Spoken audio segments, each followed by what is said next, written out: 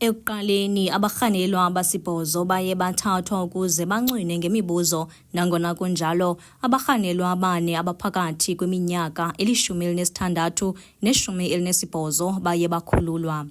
Abatyholwa abane abaseleyo abaphakathi kweminyaka engama-21 ukuya kwama-28 bavele okokuqala enkundleni namhlanje. Ngokokutsho kwenkokheli yabahlali uThamsanqa Joseph Ngevu, abahlali bakhaba ngawo omane kuba bayifumane ibheyile ababarhanelwa. We don't feel safe around them. And the nature of the crime committed here is one of the most brutal we have ever witnessed. And it's very sick. And we don't think they deserve to be in our community. Uluntu aluvanga kamnandi xa abarhanelwa bevele enkundleni esedolophini eKarigha ngelithi ngebevele kwinkundla kamantyi yakwaNobuhle kuba senzeke kule ngingqi isiganeko sokubulawa kwezintwazana, kwaye bambi abahlali abakwazanga ukuza baxhase oluqhankqalazo. Imizimba echileyo kaSinothando Malinga oneminyaka 19 no-Ibanati Peter oneminyaka 17 ubudala ifunyenwe idunduluze kumatyholo e4th Avenue eKhayelitsha. Aba ibingabafundi kwizikolo zamabanga aphakamileyo iMolly Blackburn kunye nenkululeko eKarigha. We were hoping that the suspects will make their first appearance in KwaNobuhle Court because that is where they were detained.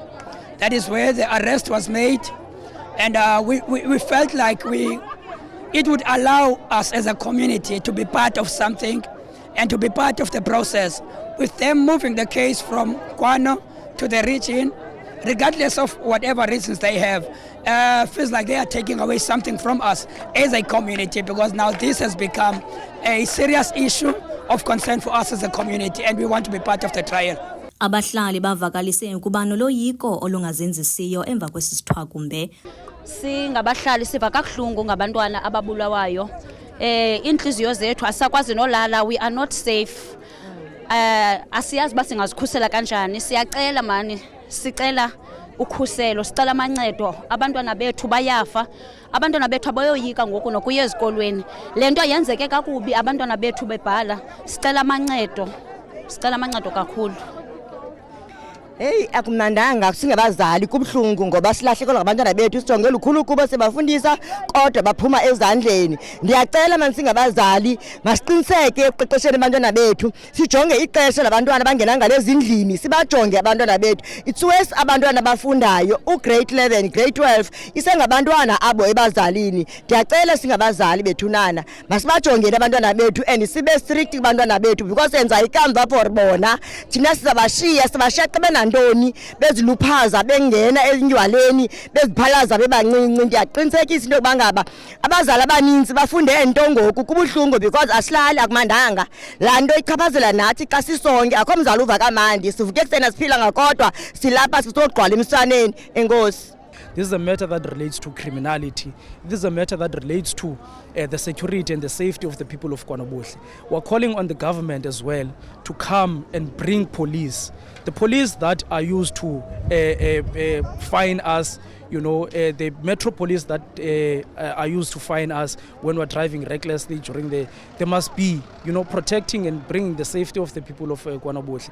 Instead of focusing on minor, you know, crimes, they must focus on these big crimes. They must go out and look for those people who are selling drugs, look for the bases, bring out the people, physically bring them out from the bases and bring an end to crime. Because if they do not come on board on this matter, it means that we're going to find ourselves in these situations every now and then. We're going to find ourselves coming to court, you know, protesting and picketing that there must be justice for so and so. Amapolisa aqinisekisile ukuba abamangalelwa abane abasivumelwa ngesicelo sebheyile. Amapolisa eMpuma Koloni ayaqinisekisa ukuba abamangalelwa abane uAkhululwe Phungulwa, Anele Ngalo, Sipho Sethu Gomomo kunye noZubenathi Dyakomeni bavele ngokufutshane kwinkundla kamantyi yaseKariyerha ngomvulo we-23 June 2025. Ityala limiselwe umhla we-30 July 2025 ukwenzela uphando oluthe kratya. Abanye abarhanelwa abane abaphakathi kweminyaka A16 ukuya ku-18 bebebanjwe nesi sine singentla bakhululiwe. Aba bantwana babini babhubhileyo bachazwe ngokusesikweni njengoSinothando Malinga kunye noIbanathi Peter. Eli tyala lihlehliselwe uLwesithathu umhla wama-30 kweyeKhala. Uphando malunga neli tyala lusaqhuba. Kwiindaba ze-MPK TV, ndinguJessica Bobo.